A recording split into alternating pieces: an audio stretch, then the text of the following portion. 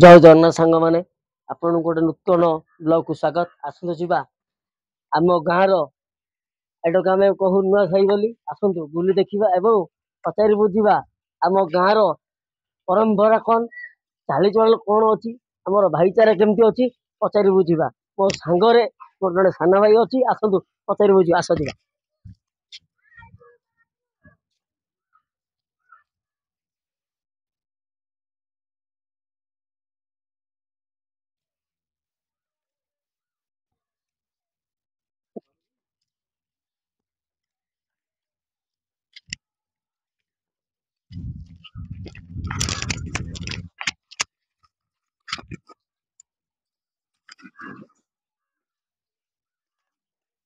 आसतु भाई की पचारि बुझा आम गाँव किंवदंती कौन बा भाईचारा कौन एवं आम गाँव में आम केमी चलू पचारि बुझा।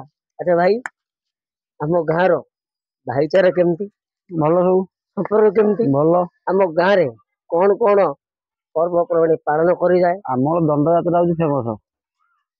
अच्छा जो दंड यात्रा आम गाँव यात्रा हुए आम समस्त मिसिक पालन करे पालन समस्त सहयोग रही।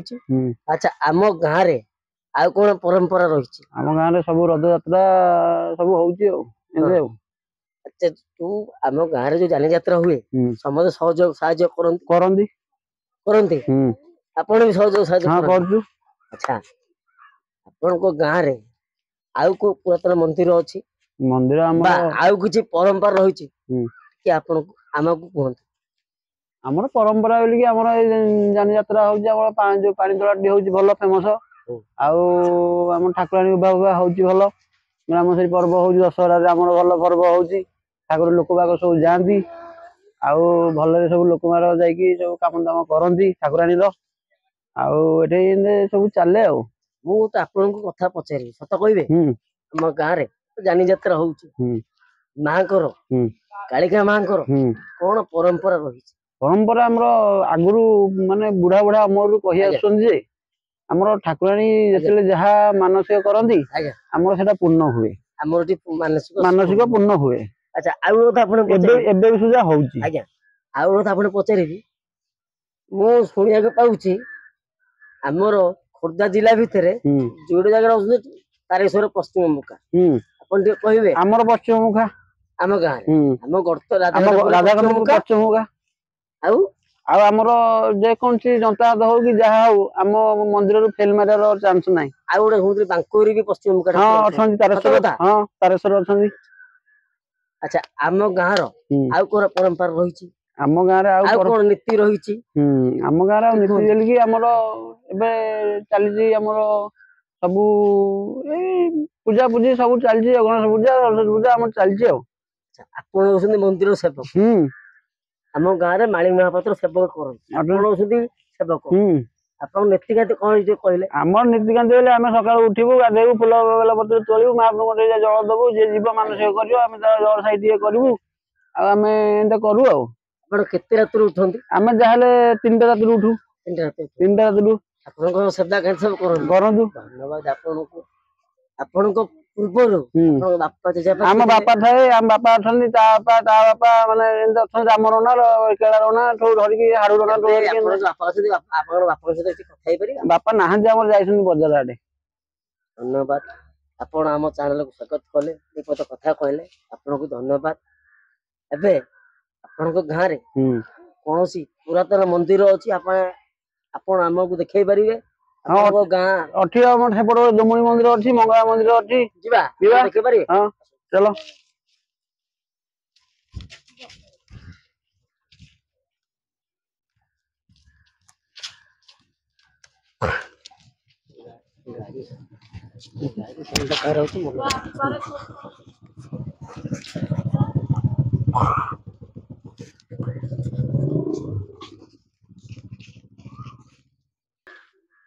आसू जा देखा आमर अच्छे सेवक माली महापात्र आज्ञा आप नाम कौन मो ना हूँ ब्रजबंधु रणा आज्ञा नाम हूँ से नाम हूँ ब्रजबंधु रणा आसतु देखा आम गाँव पुरातन मंदिर अच्छी डोमणी ठाकुराणी बहुत पतन ठाकुराणी आसतु आज बुली देखिए।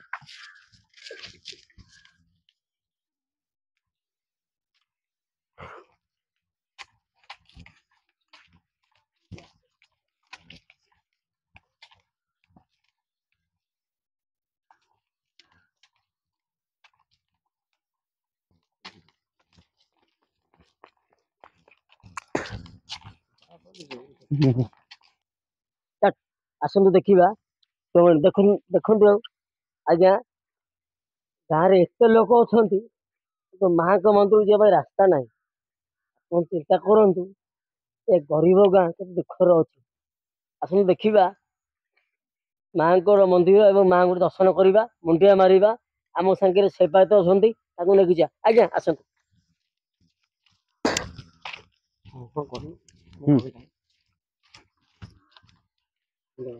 ମାଙ୍କୁ ଟିକେ ମୁଣ୍ଡିଆ ଚାଲ।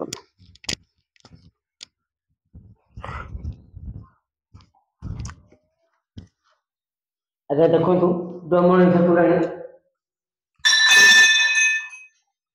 ପ୍ରତ୍ୟକ୍ଷ ଦେବୀ ଆମର ତାର ଟିକେ ମୁଣ୍ଡିଆ ମାରିବା ଆମକୁ।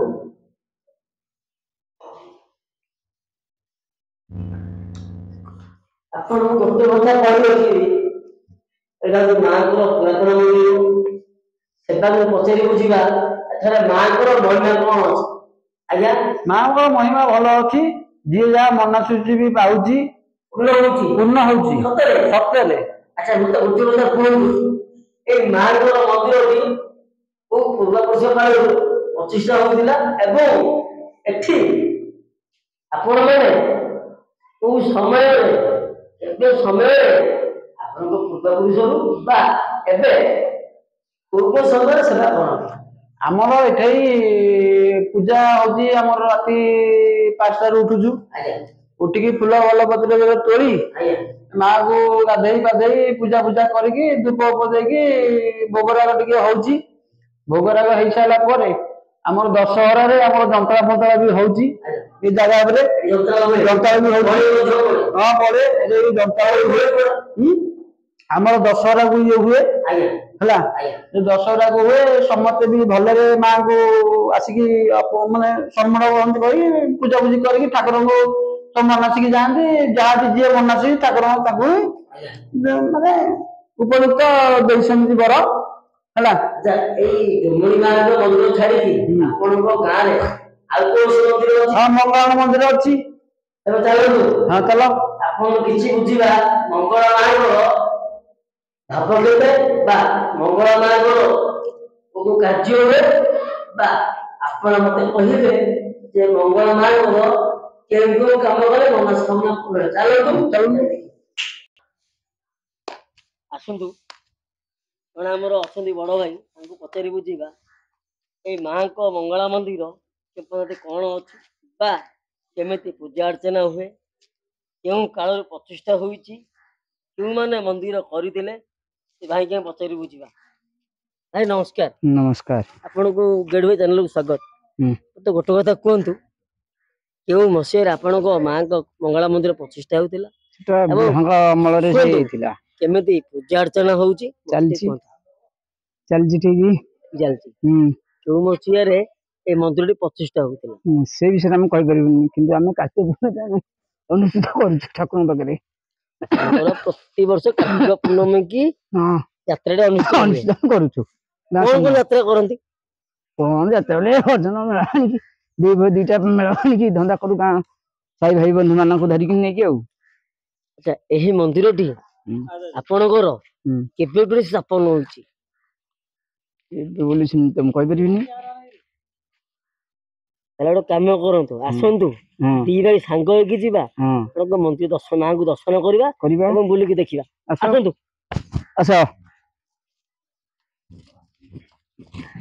ଆସନ୍ତୁ ଯିବା ବର୍ତ୍ତମାନ ମାଙ୍କୁ ଦର୍ଶନ କରିବା, ମୁଣ୍ଡିଆ ମାରିବା ଏବଂ ଆମ ପାଖରେ ଜଣେ ଅଛନ୍ତି ବଡ ଭାଇ ପ୍ଲସ୍ ଆମ ପାଖରେ ଜଣେ ସେବାୟତ ଅଛନ୍ତି, ତାଙ୍କୁ ପଚାରି ବୁଝିବା। ଆସନ୍ତୁ ଆଉ ପ୍ରଥମେ ମାଙ୍କୁ ଦର୍ଶନ କରିବା। ଆସନ୍ତୁ।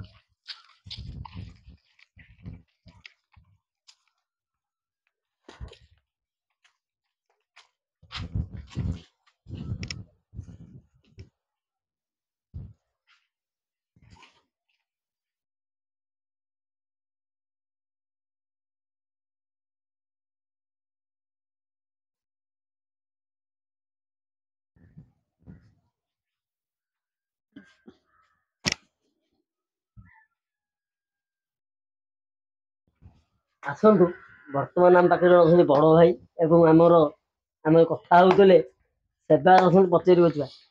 ଆଚ୍ଛା ଭାଇ, ଆପଣ ଯେମିତି କହିଲେ ଏ ମନ୍ଦିର ପୁରାତନ ମନ୍ଦିର ଏଇଟା କେବେଠୁ ହେଇଛି ମତେ ଟିକେ କହିପାରିବେ?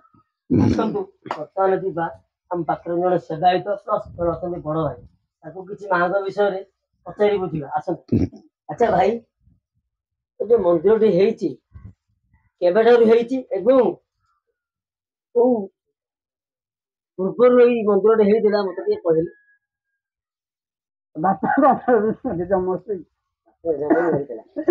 ଏଇ ମନ୍ଦିର ମାଙ୍କ ମନ୍ଦିରର ପରମ୍ପରା କଣ ରହିଛି? କଣ ଅଛି ମଙ୍ଗଳା ତୁଳନା ଭଳି ଅଛନ୍ତି ଆଉ ଆଚ୍ଛା ଏଠି କିଛି ମାନସିକ ପୂରଣ କଲେ ତା ପୂରଣ ହୁଏ କି? ହୁଏ ନିଶ୍ଚିନ୍ତ। ଆଚ୍ଛା ଆସନ୍ତୁ ବର୍ତ୍ତମାନ ସେବାୟତ ପଚାରି ବୁଝିବା। ଆଜ୍ଞା ଯେ ଭାଇ ଯୋଉ କଥା କହିଲେ ଏଇ ମନ୍ଦିରର ମାଙ୍କ ମନ୍ଦିରର ଯୋଉ କଥାଟି କହିଲେ କିଛି ପରମ୍ପରା ରହିଛି ଅଛି। ଆପଣ ଜାଣିଛନ୍ତି ଟିକେ କହିଲେ। ପରମ୍ପରା ବୋଲି ଏଇଆ ଇଏ କେବଳ କାର୍ତ୍ତିକ ମାସରେ ଯୋଉ ଆମର ପୂର୍ଣ୍ଣମୀ କି ଆମର ହୁଏ କଣ ମେଳା 5 ମେଳା ହଉ 7 ମେଳା ହଉ 10 ମେଳା ହଉ ଆସନ୍ତି କାର୍ତ୍ତିକ ପୂର୍ଣ୍ଣମୀରେ ଟେଣ୍ଟ ଫେଣ୍ଟ ହେଇକି ଆମର ସବୁ ଜାନି ଯେତେ ହବା କଥା ଏମିତି ହୁଏ। ଠାକୁରାଣୀ ବିଜେ ହୁଏ ଆଉ ସାଇ ବି ବୁଲେ ବୁଲି ସାରିଲା ପରେ ତାଙ୍କର ସବୁ ଭୋଜି ଭାତ ହୋଇକି ଆମର ମାନସିକ ଯିଏ ଯାହା ମାନସିକ କରେ ତା ମାନସିକ ସେ ଯାଚିକି ସେ ତାର ଯାଏ। ଗଲା ପରେ ଆର ବର୍ଷ ତା ମାନସିକ ପୂର୍ଣ୍ଣ ହେଇସାରିଲା ପରେ ଠାକୁରାଣୀ ସେ ତାଙ୍କର ଠାକୁରାଣୀ ସେ ଆସିକି ଯାହା ଯାଚିକି ଯାହା ଯାଚିଥିବ ସେ ଠାକୁରାଣୀ ଆସିକି ଦେବେ। ମୁଁ ଆପଣଙ୍କୁ ଆଉ ଗୋଟେ ପଚାରିବି ଏଇ ମାଙ୍କ ପାଖରେ ଖାଲି କାର୍ତ୍ତିକ ମାସରେ ହୁଏ ନା ଅନ୍ୟ ମାସ ହୁଏ ଆମର ଦଶହରା କୁ ହଉଛି ଏଠି ବଳି ପଡେ ମେଲାଣି କୋଉ କୋଉ ବଳି ଦିଅନ୍ତି? ଆମର କୁକୁଡା ବଳି ଦିଆ ହୁଏ ଛେଳି ବଳି ଦିଆ ହୁଏ ପଶୁ ବଳି ଦିଅନ୍ତି ନର ବଳି ଦିଅନ୍ତି ନା ଆମ ମାଙ୍କଟେ ସେଟା ଭୋଗ ହୁଏନି। ଆପଣଙ୍କୁ ଆଉ ଗୋଟେ ଲାଷ୍ଟ କଥା ପଚାରିବି ଆପଣ ମତେ ଡମଣୀ ମାଙ୍କ ମନ୍ଦିର ଦେଖେଇଲେ ଭାଇ ସାଙ୍ଗରେ ଆସିଲେ ଆପଣ ସେବାୟତ ଆସିଲେ ମଙ୍ଗଳ ମାଙ୍କର ଦେଖେଇଲେ ମତେ ଏତେ ଖୁସି ଲାଗିଲା ଯେ ଆମ ଗାଁରେ ବି ମନ୍ଦିର ଅଛି ଆମେ ବି ସବୁ କିଛି କରିପାରୁ ଆମ ଗାଁ ସବୁ ପର୍ବ ପାଳନ ହୁଏ କଥାଟା ବହୁତ ଖୁସି ଲାଗିଲା। ଆପଣ ଗୋଟେ କଥା କହିବି ଆମ ଗାଁର ଭାଇଚାରା ଏକ ଅଛି ତ? ଅଛନ୍ତି ସାହାଯ୍ୟ କରନ୍ତି। ଧନ୍ୟବାଦ ଆପଣଙ୍କୁ ରହୁଛି ନମସ୍କାର ଜୟ ଜଗନ୍ନାଥ। ଆପଣଙ୍କୁ ଶେଷ କଥା କହିବି ମୋ ସାଙ୍ଗରେ ଆପଣଙ୍କ ଶେଷ ପର୍ଯ୍ୟନ୍ତ ରହୁଛି ଭାଇ ଆପଣ ଜୟ ଜଗନ୍ନାଥ। ଆପଣ ଟାଇମ ଦେଇ ଧନ୍ୟବାଦ ଆପଣ ବି ରହିଥିଲେ। ଆସନ୍ତୁ ଆଜ୍ଞା ବର୍ତ୍ତମାନ ଆମେ ଗାଁ ବୁଲିକି ଆସିଲେ ମନ୍ଦିର ବୁଲିଲେ ଆମ ସାଙ୍ଗରେ ଅଛନ୍ତି ସେବାୟତ ବର୍ତ୍ତମାନ ଭିଡିଓଟିକୁ ଆମେ ଏଣ୍ଡିଂ କରିବା ଏବଂ ଶେଷ କରିବା। ଆସନ୍ତୁ କିଛି ଲାଷ୍ଟ କିଛି କଥା ଅଛି ଆଳାପ କରି ଭିଡିଓଟି ଶେଷ କରିବା। ଆସନ୍ତୁ ବର୍ତ୍ତମାନ ଆଜ୍ଞା ଭାଇ ମାନେ ଭିଡିଓଟି ଏଣ୍ଡିଂ ହେଇଛି ଲାଷ୍ଟ ହେଇଛି ଆମ ପାଖରେ ଆମ ସେବାୟତ ଅଛନ୍ତି ମୋ ଗ୍ରୁପର ଭାଇମାନେ ଅଛନ୍ତି ଆପଣଙ୍କୁ କହି ରଖିବି ଲାଇକ୍ କରନ୍ତୁ ସେୟାର କରନ୍ତୁ କମେଣ୍ଟ କରନ୍ତୁ ଅଧିକରୁ ଅଧିକ ଫଲୋ କରନ୍ତୁ। ରହୁଛି ଆଗାମୀ ଭିଡିଓକୁ ଦେଖାହବ। ଜୟ ଜଗନ୍ନାଥ।